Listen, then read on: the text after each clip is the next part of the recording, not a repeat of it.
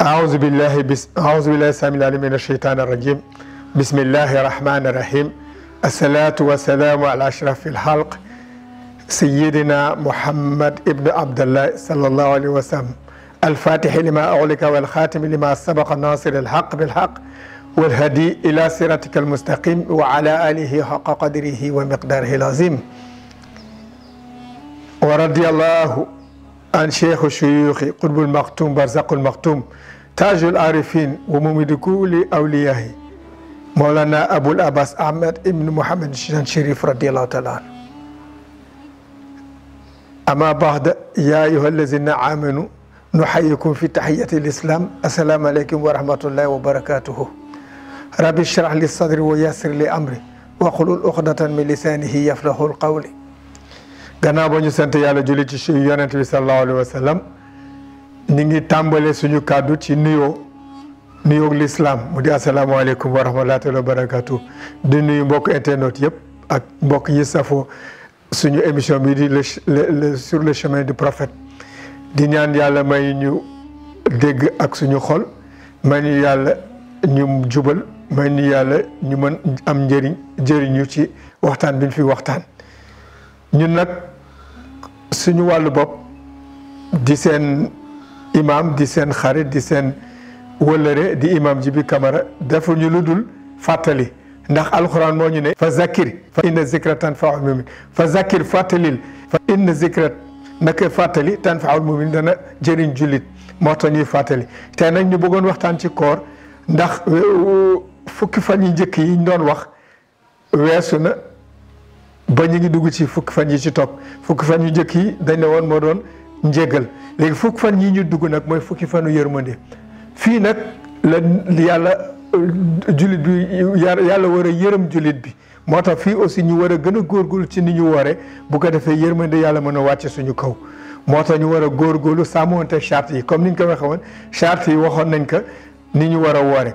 léegi nag li ñu bëgg ñëw tey waxtaan ci tuuti moo di li nga xam ne moom la ñuy wax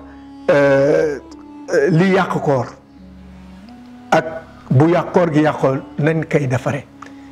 dañ ne ki nga xam ne dafa woor ba mu yàgg mu fàtte rek jékki-jékki naan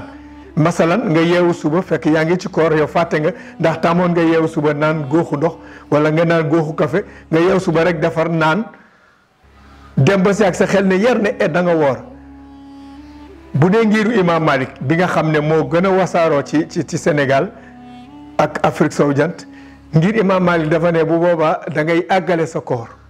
waaye da ngay fay benn bés. bu dee nag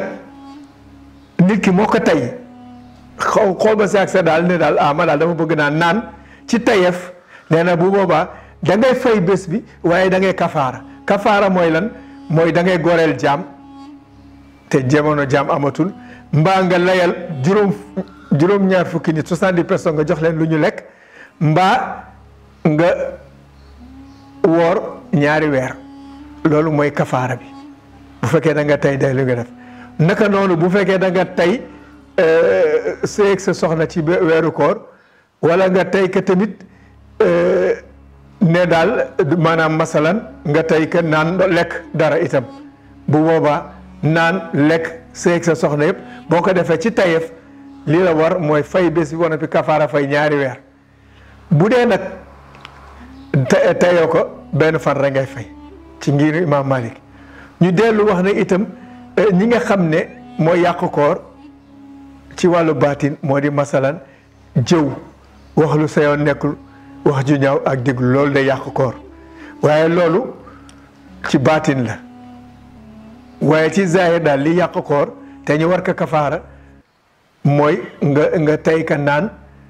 tey ka lekk maa nga tey ka sa yëg sa soxna boobu moom da ngay kafaara bu dee nag teyoo ko da ngay fay benn fan loolu la ngir imam Malik wax ñi nga xam ne ñoo war a woor itam mooy ñi nga xam ne dara jotu leen ñu di mukallaf war a woor bu dee ku jigéen te mu gis mbaax woor wàcc nag bu dee ku àndul ak xelam woor wàcc nag bu dee gune gu nga xam ne mu kalafagul woor wàcc na ko waaye nag terewul sa doom boo ko amee mën nga ko jàngal koor muy war ay fan di jàng ndax mu koy jéem ndax yaramam miis ka waaye ki war a woor dëgg mu kalaf la war doon ànd ak xelam ba noppi bu dee jigéen mu bañ gis mbaax waaye jigéen boo gisee mbaax rek sa koor dog na da nga war a bàyyi ba jëmi jamono nga fayaat ko ki warul woor tamit mooy ki nga xam ne mi ngi tukki may nañ la booy tukkee bu tukki bi nar a sore nga bañ a woor ndax tukki dafa doy waar xamoo kañ ngay yegg boo yeggee ndax da nga fekk loo mën lekk wala yooyu moo tax ñu ne tukki may nañ la kii tukki nga bañ a woor donc ki tukki ki gis mbaax ki nga xam ne àndul ak xelam ak ki nga xam ne du mu kalaf ñooñ ñi nga xam ne koor wàcc na leen bu weesoo ñooy ak astafurlah ki ñi nga xam ne dañu am feebar bu nga xam ne bu nga xam ne attanul koor feebar bu nga xam ne boo wooree da ngay latti kaaf mën nga ci doxe faatu koor wàcc na la bu dee itam da nga am war a dem faju ji nga am examen boo war a def wala am ay piqûre yu war a def wala am ay sérum yu la war a sampal boobu tamit koor wàcc na la donc ci jamono yooyu la koor di wàcc doomu aadama bu la koor wàccee nag bu koor gi jeexee bu jamono weesoo nga xool fan yi nga xam ne wooruloo ko nga fay ko bu dee da nga feebaroon bu dee da nga gis mbaax bu dee ki nga xam ne xel mi neexul moom fay fekk ko ci ak ku dul mu kalaf fay fekk ko ci loolu mooy charte koor loolu nag dañ ko war a respecté saa moom teg charte yi bu ko defee koor gi fukki fan yi nga xam ne moo di yërmande ñu mën ko am loolu la ñu mënoon tënk ci lu gàtt rek ci li nga xam ne mooy koor ci fukki fan yi ci topp mu di fukki fanu yërmande ñu fas yéene tënk loolu nag ci kàllaama nasaraan ndax suñu mbokk internet yi nga xam ne dégguñu wolof donc ñu yemale foofu kàddu gi di leen wax ne lépp lu jub ci yàlla la lu dëng ci ñun la di leen baalu àq di leen baal àq di leen ñaanal yàlla di ñaanal suñu bopp yaan yàlla nangul suñu koor yaan yàlla wàcce ngërëm ak yërmande ci lépp lu ñu def ci jaamu yàlla. Donc nous disions que ce mois béni du Ramadan entre dans sa deuxième phase parce que le mois est divisé en 3 phases de 10 jours. Nous entrons dans la deuxième phase qui est la phase de la miséricorde. C'est les 10 jours de la miséricorde. Pendant ces 10 jours, si le jeûne est respecté selon les chartes, le croyant peut espérer avoir la miséricorde divine. Il est aussi très important de savoir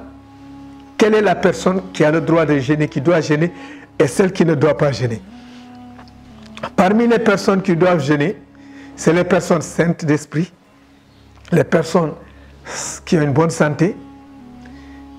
et qui jouissent de toutes leurs facultés mentales et qui sont en âge de jeûner. C'est-à-dire qu'ils ne sont pas des enfants, qui ont la majorité et qui en même temps sont en bonne santé. Les personnes qui ne doivent pas jeûner, c'est d'abord la femme en période de menstru, elle est exempte de jeûne. L'enfant est exempt de jeûne, encore que il est permis aux parents d'amener l'enfant à jeûner pour lui apprendre ce que c'est que le jeûne et pour qu'il ait une expérience de cela et que son corps s'habitue. Mais sinon, l'enfant ne doit pas jeûner. C'est le majeur qui doit commencer à jeûner. Autre personne qui ne doit pas jeûner, c'est celui qui ne jouit pas de toutes ses facultés mentales. Mais c'est également la vieille personne qui n'a plus de force. Elle ne doit pas jeûner. Et également la personne malade qui a une maladie qui si elle jeûne, risque de lui créer des problèmes. Cette personne-là est exempte de jeûne. Si également vous avez un rendez-vous à l'hôpital et que vous devez faire des examens, vous devez éviter de jeûner. Parce qu'on peut vous faire des piqûres ou bien vous brancher du sérum. Tout ça, c'est contraire au règlement du jeûne. Donc, une personne qui a un rendez-vous à l'hôpital, il est préférable de ne pas jeûner pour pouvoir faire ses analyses. L'autre personne également qui ne doit pas jeûner, c'est la vieille personne âgée qui n'a plus de force ni de capacité. Cette personne-là est exempte de jeûne. Et maintenant, pour ce qui est de celui qui jeûne, il y a des erreurs commises dans le jeûne qui sont réparables. Pour celui qui se trompe et boit pendant le jeûne, il doit continuer le jeûne. S'il s'en aperçoit, il doit continuer le jeûne et rendre une journée de jeûne pour réparer cette erreur. s'il a mangé également par erreur, pareil. Par contre, la personne qui délibérément a bu de l'eau, ou bien a mangé, ou bien s'est accouplé avec sa femme, cette personne-là doit non seulement payer une journée de Ramadan, mais également jeûner 2 mois. Ou alors donner à manger à 70 personnes, ou alors rendre la liberté en esclave. Étant donné que rendre la liberté en esclave, il n'y a plus d'esclaves dans l'époque où nous vivons, donc cette partie-là, cette forme-là n'est plus d'actualité. Par contre, donner à manger à 70 personnes ou jeûner 2 mois, c'est au choix de celui qui doit réparer son jeûne. Ce n'est que comme ça que Dieu nous pardonnera de véritablement d'avoir bu délibérément ou d'avoir mangé délibérément ou d'avoir de s'être accouplé avec sa femme délibérément. Voilà ce qui peut véritablement ce qui concerne véritablement le mois de Ramadan, ce qui annule le jeûne et les réparations. Voilà comment c'est effectué dans la religion musulmane. Donc, nous allons nous arrêter là pour aujourd'hui et prochaine fois, nous verrons véritablement les bienfaits du mois de Ramadan dans la santé et dans l'accomplissement des devoirs religieux, Inch'Allah Rabbi. Donc, nous vous remercions de votre nous vous remercions véritablement de nous avoir suivis pendant cette émission et nous vous disons à la prochaine, Inch'Allah Rabbi, par la grâce de Dieu. Assalamu alaikum wa rahmatullahi wa barakatuhu.